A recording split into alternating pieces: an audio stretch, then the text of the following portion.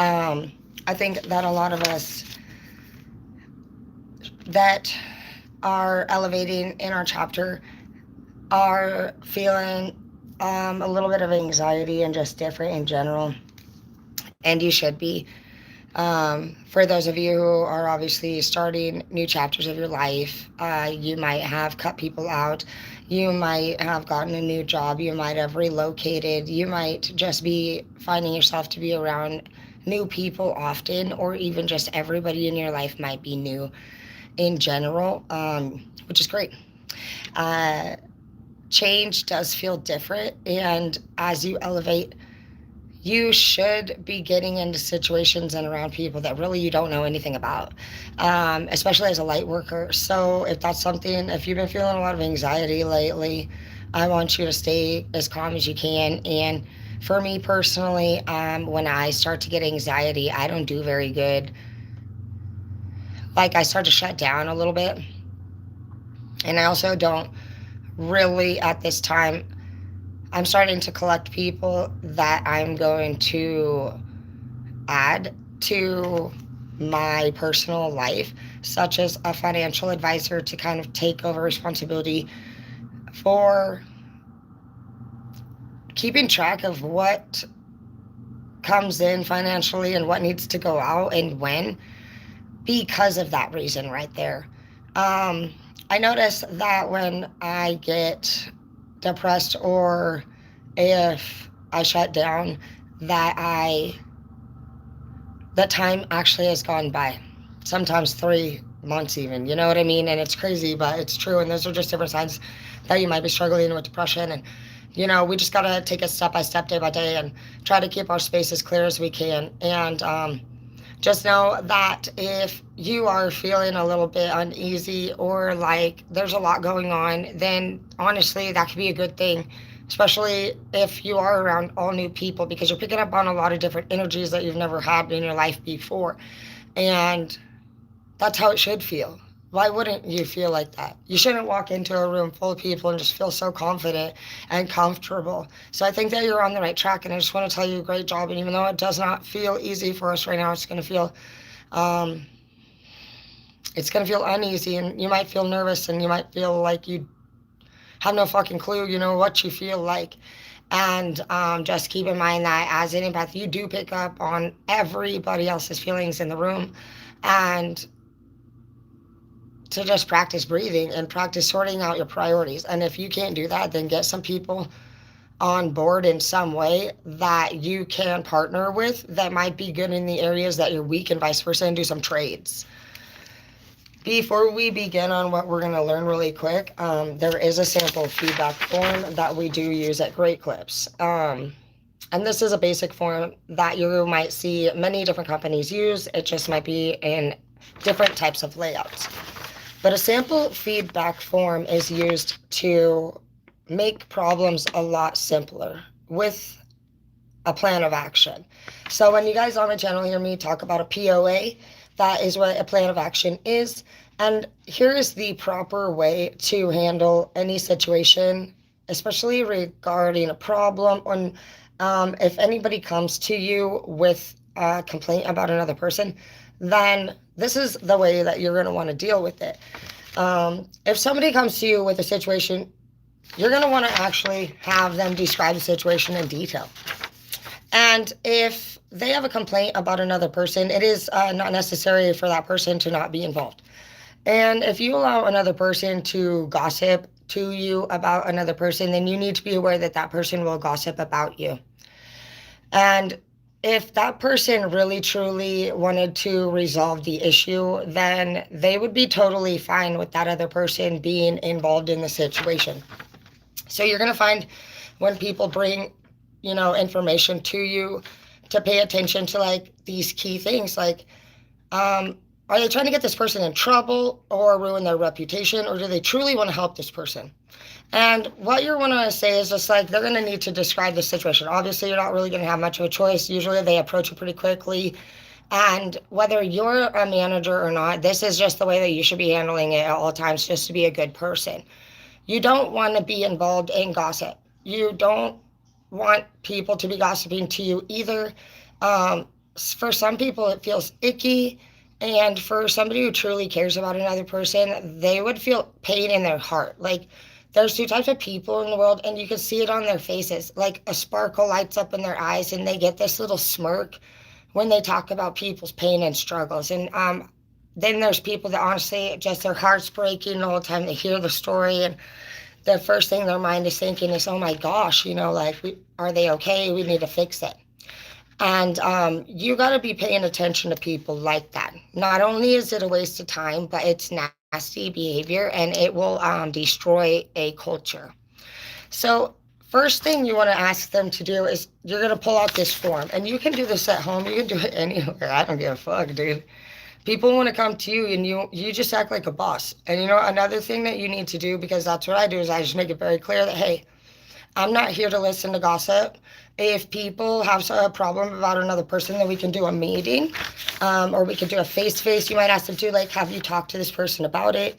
And if they haven't, then you can redirect them back that direction and just say, okay, well, you might want to talk to them about it and just see what they say.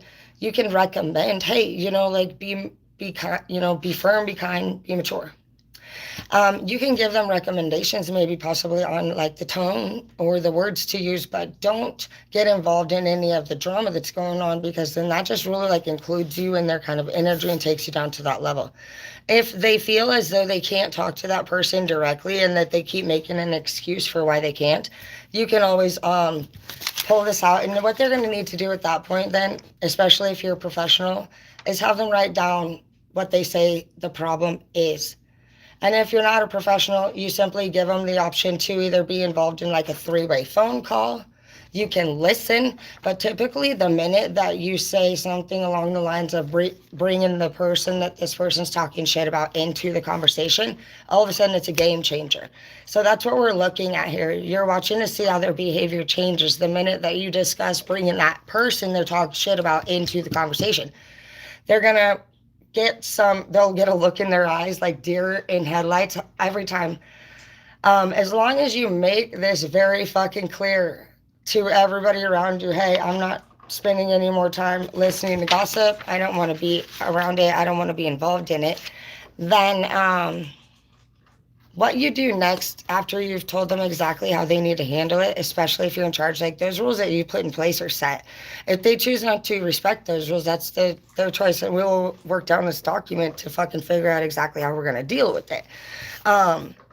But if they want to talk shit about somebody, just pick up the phone and bring it in a three-way call, especially if you've already told them. All of a sudden, when the phone starts ringing and that other person that was gossiping is standing right there and in front of you, their eyes will change and they look horrified. You're going to know right then and there that this person altered the story a lot of times. And a lot of times, this person will always use you as a catalyst to kind of bring whatever idea of disruption into fruition and action. So you're going to want to actually have this person write down the information then. And that is another moment where you can look at this person, because they're not going to want to write a statement, basically. Somebody who, Hazel, somebody who is lying does not want the person that they're talking about to be there. They'll make up lies and say they don't feel comfortable with them there. They will say they'll just make up every reason why they shouldn't be there. Somebody's telling the truth, straight like, I don't give a fuck, dude, fuck, bring me around, beat their ass, you know what I mean, shit like that. So those are just fucking key signs right there. Have them write it down. They're not gonna do 90% of the time, they don't want to write it themselves. You're not here to write it down. Why don't you just sit there and say, okay, before they even begin to talk, you can halt them. And you just simply say, all right, so what's going on, Nancy? She's gonna write the date. Just pull it out right from the get-go. Okay, so it is September 26th. Perfect. 9/26. You're like, you doing okay? How's today? Just be all casual. You're not here to fucking get involved in their fucking petty ass shit, bro. You're not here to be emotional, because most of the time the snitch is the liar. You're not gonna see the fucking middle kid coming and fucking snitch, bitch. It's the fucking one that's a fucking Jeeves. Sorry, but Okay, so have that bitch fucker be writing it down, right? Um, Before they even begin, just say, everything okay? Okay, so just, we have this new policy going on. This is the way we're going to be doing it now, just to fucking make it easier for everybody. Go ahead and just write that down, and then I'll take a little peek at it. I'm going to finish this while you're doing that. And you just get right to it, literally.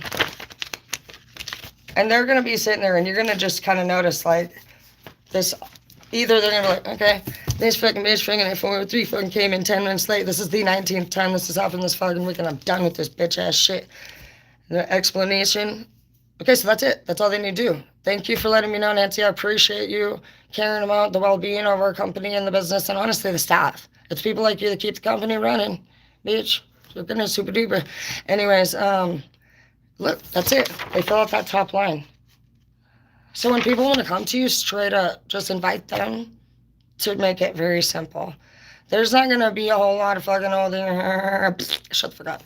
So, anyways, when that occurs, and if that occurs, we'll go into the rest of it. But for that right there, just to sum up fucking gossiping, that is the best way to go about it. And then I was listening to a video on actually the mental disorder, the borderline personality disorder, and it was saying, like, it's much different than I was thinking that it is. So borderline personality disorder is actually somebody who tries to basically be a chameleon of society, because they might be the friend who always wants to kind of look and dress and sound the way that everybody thinks they should. It is like a people pleaser thing. And basically what happens over time is that they do this so much and for so long that they actually begin to develop different personality types and traits. And that's what gives them that borderline personality disorder. This person might be afraid that if they do something wrong, you might break up with them. And so they walk on eggshells and just worry about that stuff all the time. This person, yeah, that's pretty much it right there. So I just thought that was very interesting. I don't know what you guys thought about it, but I'm going to leave this one at that, and I'll see you guys back here in a second. I'm going to get my jammies on, but I love you guys so much, and thanks for watching.